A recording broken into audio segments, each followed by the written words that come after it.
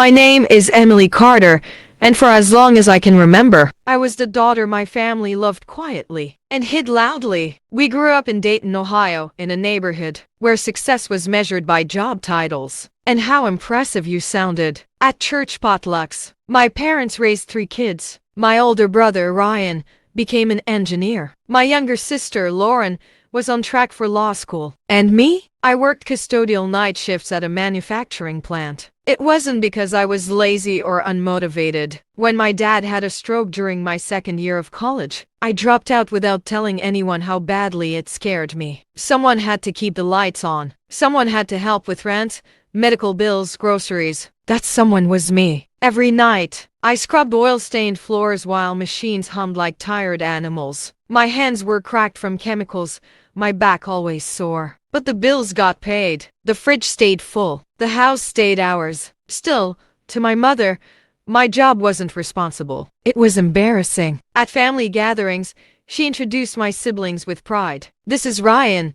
He designs systems for aerospace companies. And Lauren, she's interning at a law firm downtown. Then she'd glance at me and smile too quickly. And Emily's helping out locally for now. Helping out. She never said custodian, never said factory, like the words might stain her mouth. The worst moment came at a 4th of July barbecue 2 years ago. A distant aunt asked what I did for work. Before I could answer, my mom laughed and said, "Oh, she's still figuring herself out." I stood there holding a paper plate, feeling myself shrink. I told myself it didn't matter, that I wasn't doing this for praise. That family meant sacrifice. Then came Mother's Day. I was on my break at work, sitting on an overturned bucket behind the loading dock, scrolling on my phone with hands that smelled like disinfectant. The family group chat lit up. Mother's Day dinner tonight.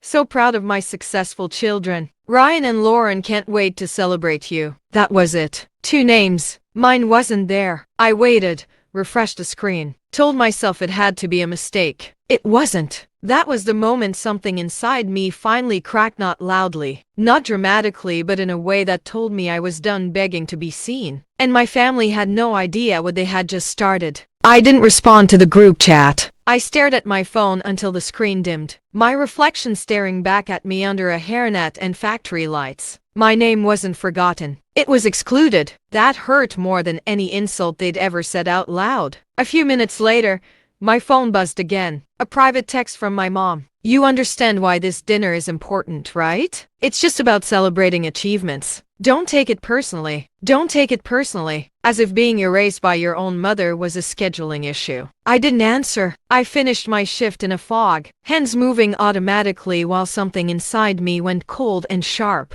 That night, I lay in bed staring at the ceiling, replaying every moment I'd swallowed my pride to keep the peace. Every rent payment I covered, every grocery run I paid for, every time I worked doubles so my parents wouldn't stress. And yet, when it came time to be proud, I didn't qualify. The next morning, I made a decision I'd been too scared to make for years. I stopped sending money. No announcement, no dramatic speech. I simply didn't transfer the monthly help I'd quietly been giving them since my dad got sick. 3 days later, my dad called. "Hey, Em," he said, trying to sound casual. "Your mom noticed the payment didn't come through." I took a slow breath. "Yeah, I'm done." Silence filled the line, heavy and uncomfortable. "Done with what?" he asked. "With being invisible until you need me," I said. My voice shook, but I didn't back down. "I'm good enough to help, but not good enough to sit at the table. I'm done." He sighed.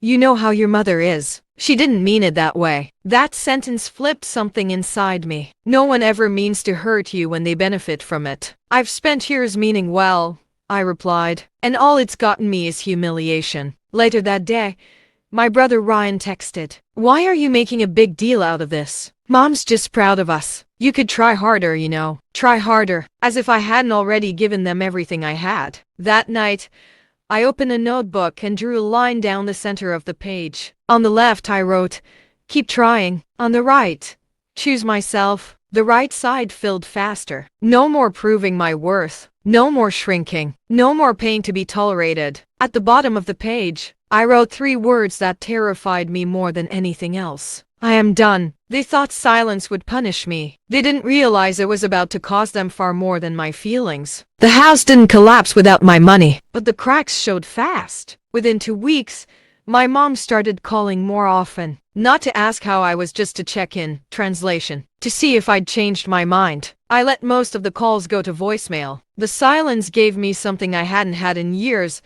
space to hear myself think, without the constant pressure to earn approval. I started noticing things at work I'd ignored before. How supervisors struggled to keep night crews staffed. How half the managers had never actually done the jobs they barked orders about. How often I ended up training new hires even though it wasn't my responsibility. One night, my supervisor pulled me aside. "Emily, you ever think about moving up?" he asked. I almost laughed. No one in my family had ever said that to me. Instead, I nodded. That conversation changed everything. Within a month, I was enrolled in a paid leadership program the company offered internally. Safety training, team coordination, logistics, the kind of skills no one bragged about at family dinners, but the kind that actually ran places. I worked my regular shifts and stayed late for classes. Exhaustion buzzing through me like static. But this time, it felt different. I wasn't grinding to keep someone else comfortable. I was building something that was mine. That's when my mom escalated. She showed up at my apartment unannounced one Saturday morning. "I don't understand why you're doing this," she said, standing in my doorway,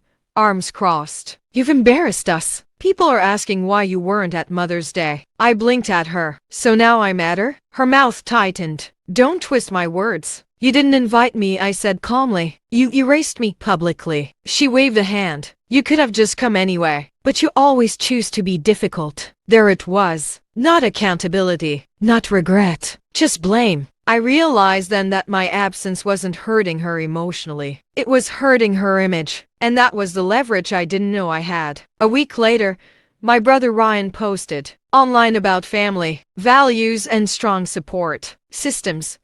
I read it twice, then did something I'd never done before. I commented, not angrily, not dramatically, just 3 words. "Except Emily." The comment stayed up for exactly 6 minutes before it disappeared. But screenshots last forever. By the end of the month, whispers started. Extended family began reaching out awkwardly at first. "Hey, everything okay between you and your mom?" I answered honestly. I wasn't invited because I'm not considered successful enough. I didn't rant. I didn't exaggerate. I let the truth do the damage. They spent years pretending I didn't exist. Now, people were starting to notice the missing chair, and the story they told no longer controlled the narrative. The apology never came. Not a real one. What came instead were excuses dressed up as concern, messages sent through other people so no one had to say the words. I was wrong out loud. By then, my life barely had room for them anyway. I had been promoted again, this time to operations coordinator, overseeing multiple shifts. People asked for my input, trusted my judgment, paid me well for it. My calendar was full,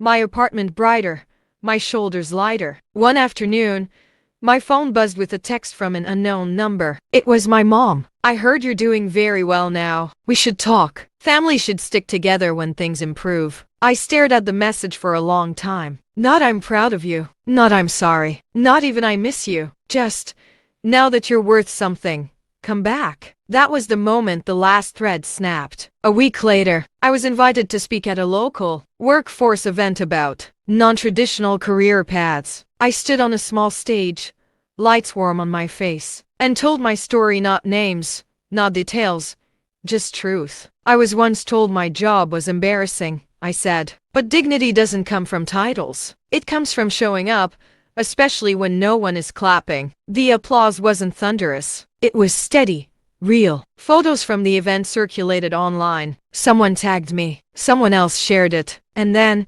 my mom saw it. She showed up at my apartment again. This time, she looked smaller. "I didn't know you felt that way," she said quietly. I met her eyes. "You did. You just didn't care." Her mouth opened, closed. "I did what I thought was best," she said. "I know," I replied. "And now I am too." I didn't yell. I didn't cry. I simply told her the truth. "I'm not cutting you off to punish you. I'm stepping back because I finally respect myself. And I won't be part of a family where love is conditional." She left without another word. I closed the door and felt something unexpected peace. Months later, I changed my emergency contact, updated my records, built holidays around friends who showed up without needing me to perform. I didn't win by humiliating them. I won by no longer needing them. If you've ever been erased, overlooked, or told your worth depended on how impressive you look to others, know this. Walking away isn't weakness. Sometimes it's the strongest revenge there is. And choosing yourself? That's success they can never take credit for. The call came on a Tuesday night. I almost didn't answer. The number was unfamiliar,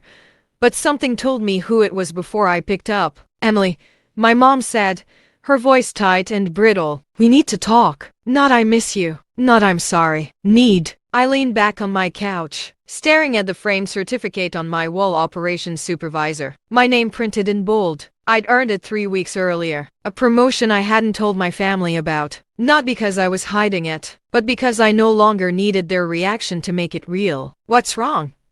I asked. She exhaled sharply. "Your father's hours were cut. Things are tight. And people are saying things. Family is asking questions. You've made things difficult." There it was. Not concern for me. Concern for comfort. For appearances. "I didn't make things difficult," I said quietly. "I just stopped pretending." Silence hung between us. "You used to help," she finally said. "You used to care." I felt the old guilt stir then fade. "I cared so much I disappeared," I replied. "I paid bills. I worked nights. I swallowed embarrassment so you could brag about other kids. And the one time you had to choose between Image and me, you chose Image." Her voice sharpened. "That's not fair." "No," I said. "It's accurate." She started crying then.